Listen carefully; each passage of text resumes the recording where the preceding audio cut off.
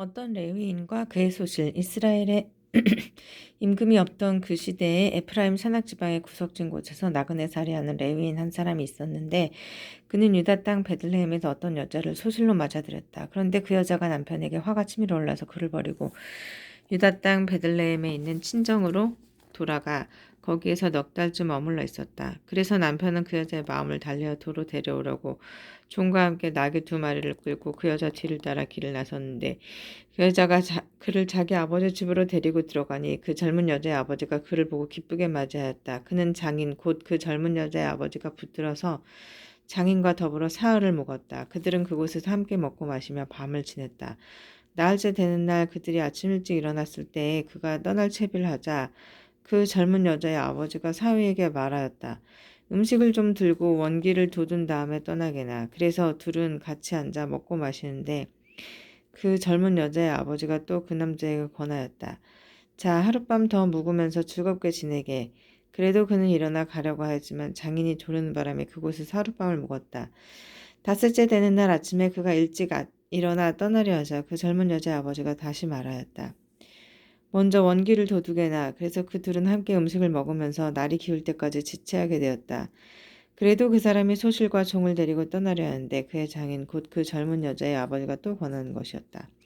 이보게 날이 저물어 저녁이 되어가니 하룻밤 더 묵게나. 이제 날이 저물었으니 여기에서 하룻밤 더 묵으면서 즐겁게 지내고 내일 아침 일찍 일어나서 길을 떠나 자네 집으로 가게나.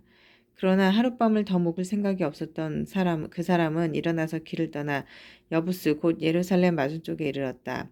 안장을 얹은 나귀 2마리와 소실도 그와 함께 있었다. 기브아인들의 만행. 그들이 여부스 가까이에 이르렀을 때에는 날이 이미 많이 기울어져 있었다. 그래서 종이 주인에게 말하였다. 자, 이 여부스족의 성읍으로 들어가 하룻밤을 묵이시지요. 그러나 주인이 그에게 대답하였다. 이스라엘 자손들에게 속하지 않은 이방인들의 성읍에 들어갈 수 없다. 기브아까지 가야 한다. 그는 또 2종에게 말하였다. 기브아나 라마 이 2곳 가운데 한 곳으로 가서 하룻밤을 묵자. 그래서 그들이 그곳을 지나 계속 길을 가는데 베냐민 지파에 속한 기브아 가까이에서 마침내 해가 졌다. 그들은 기브아에 들어가 하룻밤을 묵으려고 발길을 돌렸다. 그런데 그들이 들어가서 성읍 광장에 앉았지만 하룻밤 묵으라고 집으로 맞아들이는 사람이 하나도 없었다. 마침 한 노인이 저녁이 되어 들일을 마치고 돌아오고 있었다. 그는 에프라임 산악지방 출신으로 기브아에서 나그네살이 하는 사람이었다. 그곳 사람들은 베냐민인이었다. 노인이 눈을 들어 성읍 광장에 있는 그 길손을 보고 어디로 가는 길이요? 어디서 오셨어? 하고 묻자 그가 대답하였다. 저희는 유다 땅 베들레헴에서 에프라임 산악 지방의 구석진 곳까지 가는 길입니다. 저는 바로 그곳 출신입니다. 유다 땅 베들레헴까지 갔다가 이제 저의 집으로 가는 길인데 저를 집으로 맞아들이는 사람이 하나도 없군요. 어르신의 이 종들에게는 나귀들을 먹일 집과 여물은 물론 저와 어르신의 이 여종과 이 젊은 아이가 먹을 빵과 술도 있습니다. 모자라는 것이라고는 아무것도 없답니다. 노인이 그에게 말하였다. 잘 오셨소. 모자라는 것은 내가 다 돌보아 드리겠소. 아무튼 광장에서 밤을 지내서는 안 되지요. 그리하여 노인은 그를 자기 집으로 데리고 들어갔다. 나귀에게는 먹이를 주고 길손들에게는 발을 씻게 해준 다음 함께 먹고 마셨다. 그들이 한참 즐겁게 지내고 있는데 그 성읍의 남자들이 곧 불량한 남자들이 그 집을 에워싸고 문을 두드리며 그 집 주인 노인에게 말하였다. 당신 집에 든 남자를 내보내시오. 우리가 그자와 재미 좀 봐야겠소. 그러자 집주인이 밖으로 나가 그들에게 말하였다. 형제들 안 돼요. 제발 나쁜 짓 하지들 마시오. 저 사람이 내 집에 들어온 이상 그런 추잡한 짓을 해서는 안 돼요. 자, 나의 처녀딸과 저 사람의 소실을 내보낼 터이니 그들을 욕보이면서 당신들 좋을 대로 하시오. 그렇지만 저 사람에게만은 그런 추잡한 짓을 해서는 안 돼요. 그러나 그 남자들은 그의 말을 들으려 하지 않았다. 그러자 안에 있던 그 사람이 자기 소실을 붙잡아 밖에 있는 그들에게 내보냈다. 그들은 아침이 될 때까지 밤새도록 그 여자와 관계하며 능욕하였다. 그러다가 동이 틀 때야 그 여자를 놓아보냈다. 그 여자는 아침 무렵에 돌아왔다. 그리고 날이 밝을 때까지 자기 주인이 있는 그 노인의 집 문간에 쓰러져 있었다. 그 여자의 주인은 아침에 일어나 다시 길을 떠나려고 그 집 문을 열고 밖으로 나갔다. 그런데 그의 소실이 문간에 쓰러져 있는 것이었다. 그 여자의 두 손은 문지방 위에 놓여 있었다. 그가 일어나구려 길을 떠나야지 하고 말하였다. 그러나 대답이 없었다. 그는 그 여자를 들어 나귀에 얹고서는 길을 출발하여 제고장으로 갔다. 그리고 집에 들어서자마자 칼을 들고 소실을 붙잡아 그 몸을 12토막으로 잘라낸 다음에 이스라엘의 온 영토로 보냈다. 그것을 보는 이마다 말하였다. 이스라엘 자손들이 이집트에서 올라온 날부터 오늘날까지 이런 일은 일어난 적도 없고 본 적도 없다. 자, 생각하고 의논하여 말해보시오. 베냐민 지파와 다른 지파들의 전쟁, 그리하여 이스라엘 자손들이 모두 나섰다. 단에서 브에르세바에 이르기까지, 그리고 기라 땅에서도 온 공동체가 일제히 미츠파로 주님 앞에 모여들었다. 온 백성 곧 이스라엘 모든 지파의 수장들도 칼로 무장한 보병 40만 명으로 이루어진 하느님 백성의 회중 가운데 자리를 잡았다.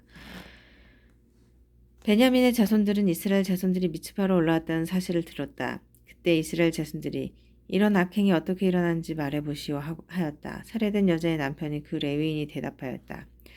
저는 저의 소실과 하룻밤을 묵으려고 베냐민 지파에 속한 기브아로 갔습니다. 그런데 그날 밤에 기브아의 지주들이 저를 해치려고 나서서 제가 들어간 집을 둘러쌌습니다. 저를 죽이려고 생각하였던 것입니다. 그러다가 제 소실을 욕보여 죽게 만들었습니다. 그래서 제가 저의 소실을 붙들어 토막을 낸 다음 이스라엘 상속지 곳곳으로 보냈습니다. 그들이 이스라엘에서 부정하고 추접한 짓을 저질렀기 때문입니다. 자, 이스라엘 자손 여러분 모두 여기에서 토론하고 의논하여 보십시오. 그러자 온 백성이 일제히 일어나 말하였다. 아무도 자기 천막으로 가서는 안 된다. 아무도 자기 집으로 돌아가서는 안 된다. 이제 우리가 기부해야 할 일은 이러하다. 제비를 뽑아 그곳을 치러 올라가자. 이스라엘의 모든 지파에서 100명마다 10명을, 1000명마다 100명을, 10,000명마다 1000명을 뽑자. 그래서 베냐민 땅 기브아 사람들이 이스라엘에게 저지른 모든 추잡한 짓에 따라 그들을 응징하러 가는 군사들이 먹을 양식을 가져오게 하자. 그리하여 이스라엘의 모든 사람이 하나로 뭉쳐서 그 성읍으로 모여들었다. 이스라엘 지파들이 온 베냐민 지파로 사람들을 보내어 말했다. 그들들 사이에 일어난 이 악행은 어찌 된 것인가? 이제 기브에 있는 그 불량한 사람들을 넘겨서 우리가 그 자들을 죽여 이스라엘에서 악을 치워버리게 하여라. 그러나 베냐민의 자손들은 자기들의 동족인 이스라엘 자손들의 말을 들으려 하지 않았다. 그래야 베냐민의 자손들은 이스라엘 자손들과 싸우러 나가려고 살던 성읍들을 떠나 기브아로 모여들었다. 그날에 자기들이 살던 성읍을 떠나 서열을 받은 베냐민의 자손들은 기브아 주민들 외에 칼로 무장한 사람이 26,000명이었다. 이 무리 가운데는 왼손잡이 정병 700명이 있었다. 그들은 모두 머리카락 하나 빗나가지 않게 마치는 돌팔매꾼이었다. 이스라엘 사람들도 베냐민 지파를 빼고 사열을 받으니 칼로 무장한 사람이 40만 명이었는데 그들은 모두 전사들이었다. 이 이스라엘 자손들은 일어나 베텔로 올라가서 하느님께 여쭈어 보았다. 저희 가운데 누가 먼저 올라가서 베냐민의 자손들과 싸워야 합니까? 그러자 주님께서 유다가 먼저 가거라 하고 대답하였다. 다음날 아침에 이스라엘 자손들은 일어나 기브아로 가서 진을 쳤다. 이스라엘 사람들은 베냐민 지파와 싸우려고 나가서 기브아를 마주보고 전투대열을 갖추었다. 그러자 베냐민의 자손들이 기브아에서 나와 그날의 기브아 10사람 가운데 이스라엘 사람들 가운데 22,000명을 땅에 쓰러뜨렸다. 이스라엘 자손들은 올라가서 저녁 때까지 주님 앞에서 통곡하였다. 그리고 나서 주님께 여쭈어보았다. 저희가 저희 동족인 베냐민의 자손들과 다시 싸우러 가야 합니까? 주님께서 그들을 치러 올라가거라 하고 대답하셨다. 그래서 이스라엘 사람들의 군대는 용기를 내어 전날에 전열을 갖추었던 곳에 다시 전투대열을 갖추었다. 그 둘째 날에 이스라엘 자손들은 베냐민의 자손들에게 다가갔다. 그런데 이 둘째 날에도 베냐민 지파가 기브아에서 마주 나와 다시 이스라엘 자손들 가운데 18,000명을 땅에 쓰러뜨렸다. 쓰러진 이들은 모두 칼로 무장한 이들이었다. 그러자 이스라엘의 모든 자손이 온 군대가 베텔로 올라가 그곳에서 주님 앞에 앉아 통곡하였다. 그날에 그들은 저녁 때까지 단식하고 주님 앞에 번제물과 친교제물을 바쳤다. 그러고 나서 이스라엘 자손들은 주님께 여쭈어봤다. 그 시대에는 하느님의 계약궤가 그곳에 있었다. 그리고 그 시대에는 아론의 손자이며 엘아잘의 아들인 피느하스가 그 궤를 모시고 있었다. 저희가 저희 동족 베냐민의 자손들과 다시 싸우러 나가야 합니까? 아니면 그만두어야 합니까? 그러자 주님께서 대답하셨다. 올라가거라. 내일 내가 그들을 너희 손에 넘겨주겠다. 그래야 이스라엘은 기브아 둘레에 복병을 배치하였다. 그러고 나서 이스라엘 자손들은 사흘째 되는 그날 전처럼 기브아를 마주보고 전열을 갖추었다. 베냐민의 자손들이 그들에게 마주 나왔다가 자기들의 성읍에서 멀리 떨어지게 되었다. 베냐민의 자손들 한쪽은 베텔로 한쪽은 기브아로 올라가는 큰 길에서 그 들판에서 전처럼 이스라엘 군대를 치기 시작하여 이스라엘 사람을 30명쯤 죽였다. 그러면서 저들은 먼저 것처럼 우리에게 패배할 것이다 하고 생각하였다. 그러나 이스라엘 자손들은 우리가 도망치는 척하여 그들을 성읍에서 큰 길 쪽으로 멀리 떨어지게 하자 하고 말하였다. 그래야 이스라엘 사람들은 모두 제자리에 일어나 베알 타마르로 가서 전열을 갖추고 이스라엘 북병들은 자기들이 숨어있던 곳 겟바 부근에서 쏟아져 나왔다. 온 이스라엘에서 뽑힌 정병 10,000명이 기브아 바로 앞에 이르자 싸움이 치열해졌다. 그러나 베냐민 자손들은 자기들에게 재앙이 닥쳐오는 것을 알지 못하였다. 마침내 주님께서 이스라엘 앞에서 베냐민을 치셨다. 그래야 그날 이스라엘 자손들이 베냐민 사람 25,100명을 쓰러뜨렸다.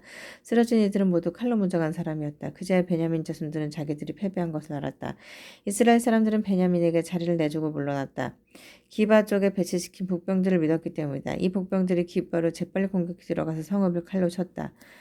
이스라엘 사람들과 북병들 사이에는 약속이 되어 있었다. 곧 북병들이 성읍에서 연기를 올려보내면 이스라엘 사람들이 싸움터에서 몸을 돌리기를 하였다. 베냐민 사람들은 이스라엘 사람들을 치기 시작하여 30명쯤 죽였다. 그러면서 저들은 틀림없이 어젯밤 싸움에서 우리가 패배할 것이다 하고 생각하였다. 그때 성읍에서 연기 기둥이 올라가기 시작하였다. 베냐민 사람들이 뒤돌아보니 성읍 전체가 불길에 쌓여 하늘로 올라가는 것이었다.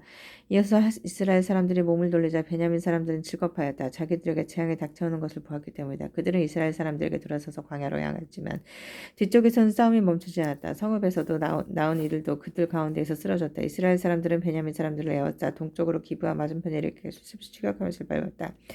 그래야 베냐민에서 18,000명이 쓰러졌다. 쓰러진 이들은 모두 용사였다. 남은 자들이 돌아서서 광야 쪽 림몬 바위로 도망쳤지만 큰 길에서 이스라엘 사람들이 이삭 족지 5,000명을 죽이고